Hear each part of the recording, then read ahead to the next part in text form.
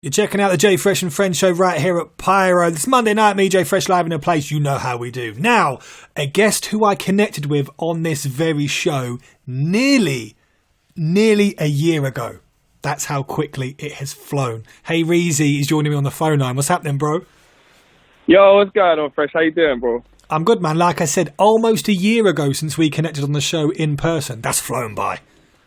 I know, man. The time just flies. The time just flies. It's crazy.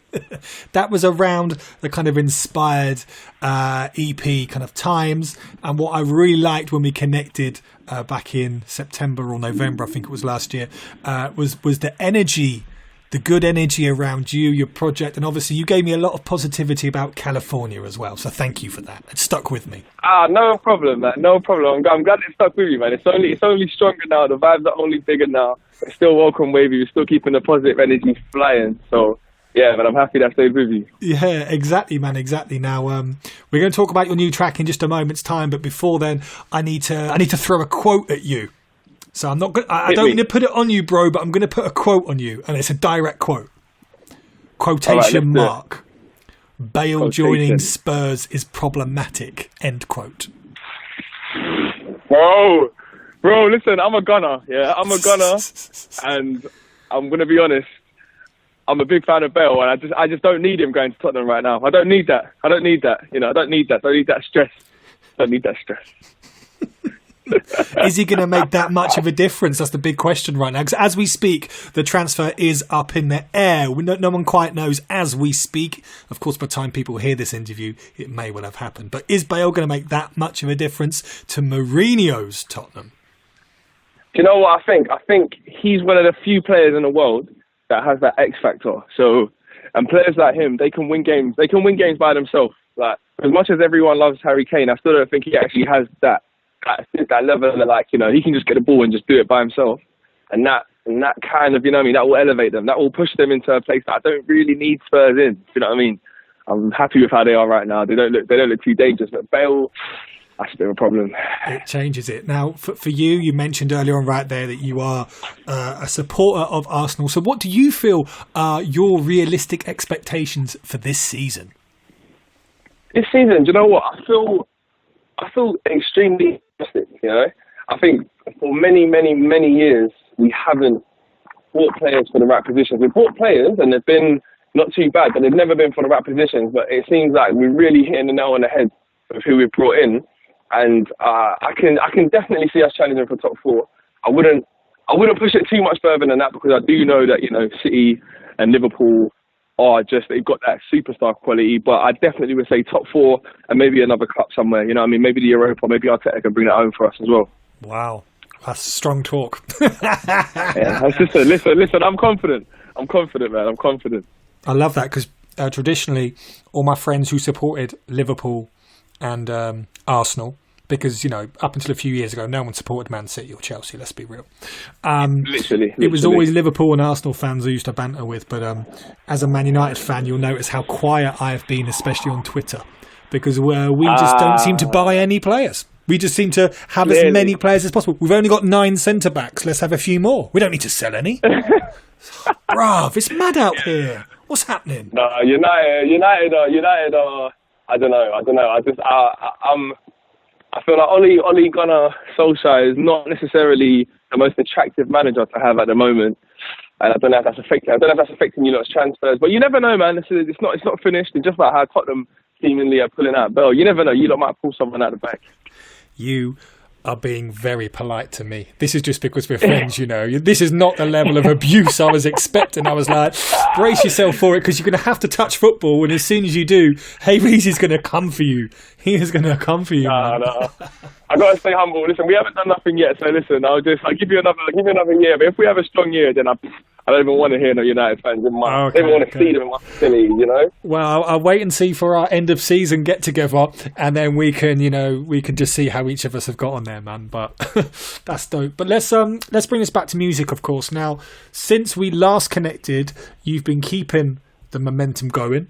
You've been progressing everything that you've been doing. I mean, we've had Gangster Love, we've had some dope freestyles, Penny Up, HB Street Styles as well, which was really sick. How have you approached your craft over the last few months when everything has been so uncertain? No much more so than within the world of music. Yeah, it's been challenging, interesting, and I guess productive as well. I guess all those are the three words I kind of would use, because we had a plan for the year. Obviously, COVID kind of said, your plan, just throw that in the bin. But like anything in this world, you know, it's like you can always see things. It's either a positive or a negative. You know what I mean? You can always look at the bright side or look at the dark side. And I feel like we're just trying to focus on, cool, we've got this music here. It's ready to go. It's probably not right for now because of the climate. That means it's cool. Just keep working and keep it going. So I've just stayed productive. I've done a lot of listening, a lot of focusing, a lot of like musical education for myself. Just what do I really like? Why do I like certain things? And then how to really implement that in my own sound. And and then just trying to really stay consistent, trying not to overthink things too much. That's probably my biggest problem. It's just overthinking it and trying to get everything too perfect. But realistically, sometimes you just got to get it out and give people what they want. Do you know what I mean? Yeah, it's always that delicate balance between flinging a record out and just not caring and just being on the conveyor belt, bang, bang, bang, bang, bang, and then being too protective of it and like, you know, it's not quite perfect. Oh no, that mix, that master, and then you're in it for ages, and you think at some point you've got to put the project out there. Now, you've always been someone who cares so much about their craft, and that comes through in the music that you do. You mentioned just there you've done a lot of kind of musical education. You know, you've done a lot of listening. I want to dig into that a bit more. Is that you listening to like yourself more and writing more and analysing, or is that you listening to who else is out there now, or classic artists and classic records? What exactly did that look like for you? Because I'm interested, man. It's all of the above, really. It's everything you said. It's like listening to myself, and I guess not being so critical, essentially, because I'm like the complete opposite. Naturally, I'll be overly critical. And then really going back through like albums that I've loved and songs that I listened to growing up, and some of the most random bits of inspiration, like really throwing it random, Daniel Bedingfield up to Kanye, up to Jay, going, you know, just really like switching it, going all the way and thinking, but why did I love these songs? Like, what was it about them? Looking at different writers and who's, you know what I mean? Just really seeing the process, because I'm still, even though I've been doing this for about 2.5 years now, I still feel like I'm still quite new, so I can still learn a lot, and I'm very open to learning. So I love looking at how many like writers have written certain songs and what songs people have written and what kind of feels come from there, and then not being afraid to kind of ask people that I know, you know, just ask them different kind of questions, you know. Sometimes it's super random. I message my friends at like 3 o'clock in the morning because I'm having like a bit of a creative buzz, and they probably think I'm like, you know, going mad, but with the answers they give me, it kind of helps me. It helps me just to get in my zone. And I think with what I've been putting out lately and what's to come as well, I can really feel like, yeah, like this is really working for me. So I'm just gonna, you know what I mean, just keep it going, keep it pushing. Wicked, man. And well, of course, having people around you, and that might be a huge management team, that might be, you know, like a sibling, that might be your friends, that might be new people within music you found. Having those people you can reach out to and go, I'm excited about this, or this is a dope idea, what do you think? That is key. And what I think was really interesting there, you've said that you feel like you're still kind of early on in your musical journey. You said 2.5 years or so, and you know, you're still absorbing and listening, but like, I still do that after a long time. I'll go back and listen to certain tracks and, you know, stuff 10, 15, 20, 30 years ago, and some of that still sounds incredible. Some of that music still sounds amazing, and you're like, this has stood the test of time. Not every track does, but you know what I mean? I think that's key, not only to develop where you're at the moment, where you want to be, but I think you're always listening to music, new, old, legends, unheard of. It just gives you an overall flavour of what's possible. Do you feel me?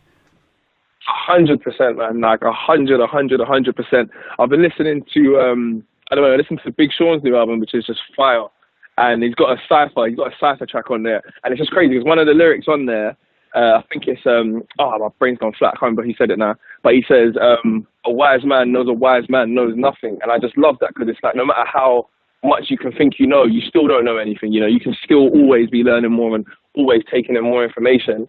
And that's why I just love, you know what I mean, just going back as far as I can, listening, and then also listening to what's kind of new and what's popping in now, and just getting that full rounded flavour, and then not being afraid to just do whatever I feel naturally as well. You know, it really is a balancing act, but you know, I'm learning to take it all with a smile and just enjoy it, because you know, this is all part of the journey.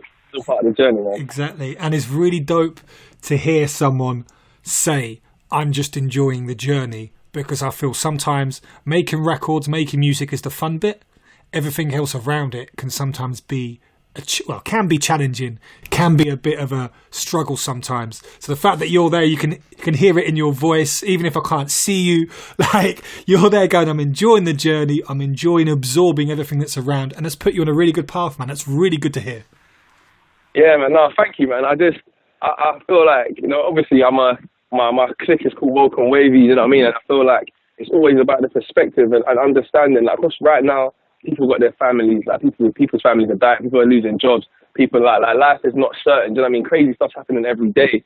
So if I can get in the booth and I can record some music and I can remember that right now I'm not going through these things, so I have to enjoy it. You know what I mean? That's how I see it. It's almost like I have to enjoy it, because if my life, like, people probably are wishing they could be in my shoes doing what I'm doing right now, and I'm in my shoes. So I'm going to make sure I live it as much as I can for myself and for everyone else that's been in that, watching my journey with me.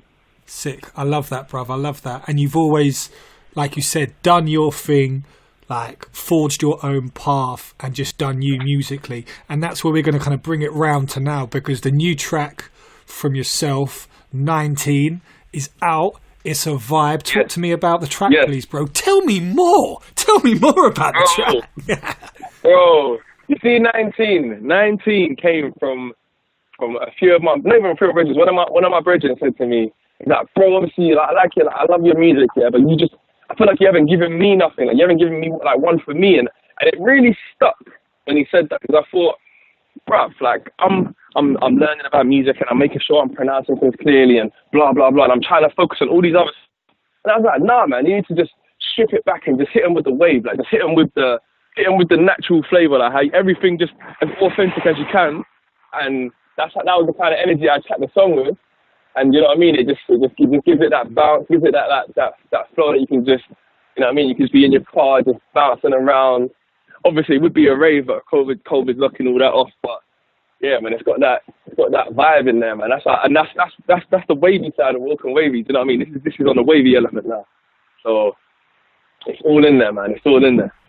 And what you've translated well is that waviness and kind of laid back, but in a positive way. That kind of authentic vibe you've obviously translated well into the video. The video's on GRM now as well. So talk to me about the process of the video and how you as an artist kind of put that together or oversee that. Yeah, man. So shout out to New Motion and SK. That video was directed and edited by SK. That's my guy, man. Been working with him for years now. And really, funnily enough, we were making the most of a bad situation, because we were meant to have like a crazy party, but the party actually didn't even end up going ahead as we planned. But then when we had a sick apartment, we went up to Manchester, and we had a sick apartment, and we just was like, you know what, man, this is for the man, and this is the vibe. This is it. Let's just capture it. Let's just make it as authentic as possible. You know what I mean? I ain't got to worry too much about anything, because naturally, how I live and and the vibe I always try and push out is that kind of vibe. That's just, you know what I mean? It's not even by force. That's just how it really is. So it felt like this is one of the first videos that I've done that really is like a real authentic version of myself. And I think as an artist, I mean, again, I'm not an artist. I'm a DJ and a broadcaster and a producer. But as an artist, the more and more that you do, the more and more that you experience in terms of your video settings, in terms of the music you make, but also life and how you move forward. And, you know, there's struggles, but you get to certain pockets in life. Like you said, you're in there right now, where you're just enjoying everything. You're appreciating everything. And then when you're in those good pockets, everything that you do just seems to come together. Am I right? Yeah. No, listen, man, you're hitting the nail so on the head, man. Like, it's all like this. Because you know what, like, you can't, it's one of the things, you can't force it, you just can't. Like, you're gonna have experiences. It's gonna happen, and bad things are gonna happen. Good things are gonna happen. And I feel like, especially leading up to the video and releasing the song, I was experiencing a lot of synchronicity. Like, 'cause I wasn't feeling 10-10. I'm not gonna lie. I was in a bit of a weird space. But then things just started happening, and everything just started flowing together. And then all of a sudden, boom, you know what I mean? Like, everyone's loving the track. The videos come out, video looks sick. It's getting spun on the air. Like, it's crazy because you can't, you know what I mean? That's why I just got to enjoy even the bad things that happen. I still try to always look at, you know what I mean? This is meant to happen right now. And, you know what I mean? You just got to accept it. What can I learn from it? What can I take from it? And then boom, when the good times come, you know what I mean? You're ready. Well, you know what? I think now it makes perfect sense for us to play the track right here at Pyro. Your brand new track, if you can introduce it for us, please. Yes, bro. It's your boy HAYREEZY. This is 19. Run it up, brother.